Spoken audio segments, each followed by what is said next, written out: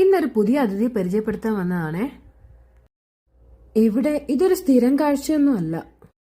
നമ്മൾ താമസിക്കുന്നിടത്ത് ഒരുപാട് മരങ്ങളൊക്കെ ഇങ്ങനെ കൂടി നിൽക്കുന്നുണ്ട്. ഒരുപാട് കിളികളുണ്ട്. പലതരം കിളികൾ ഇവിടെ വരാറുണ്ട്.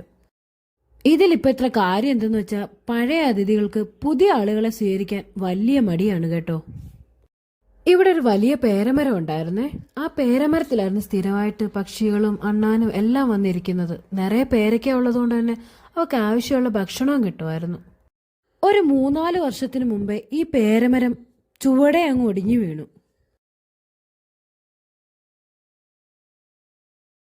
അങ്ങനെ പേരമരം പോയതോടുകൂടി ഇവിടെ വന്നുകൊണ്ടിരുന്നവരുടെ എണ്ണം കുറയാൻ തുടങ്ങി. ഒരു പക്ഷേ ഇനി ആഹാരം കിട്ടാൻ വഴിയില്ലല്ലോ എന്ന അർത്ഥമായിരിക്കും.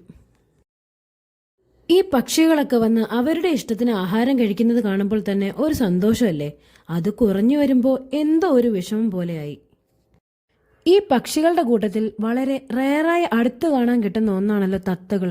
നമ്മൾ ഈ തത്തകളൊക്കെ പറന്നു പോകുന്നതും മരക്കൊമ്പിലിരിക്കുന്നതും പിന്നെ ചില വീടുകളിലെ കൂട്ടിൽ തടവിൽ കഴിയുന്നതുമാണ് കണ്ടിട്ടുള്ളത്. ഞാൻ എൻ്റെ കാഴ്ചപ്പാടാണ് പറഞ്ഞത് കേട്ടോ.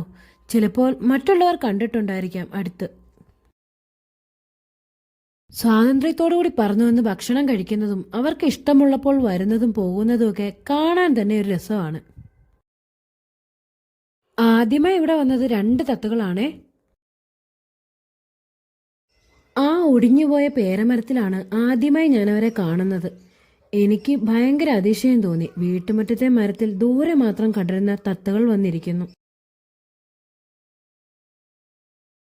ഞാൻ ആദ്യം പറഞ്ഞില്ലേ പേരമരം ഒടിഞ്ഞെന്ന്.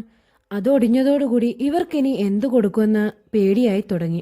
അടുത്ത് കണ്ടോണ്ടിരുന്നവർ ഇനി അപ്രത്യക്ഷമാകുമോ എന്ന് തോന്നി. അങ്ങനെ എനിക്കൊരു ഐഡിയ തോന്നി.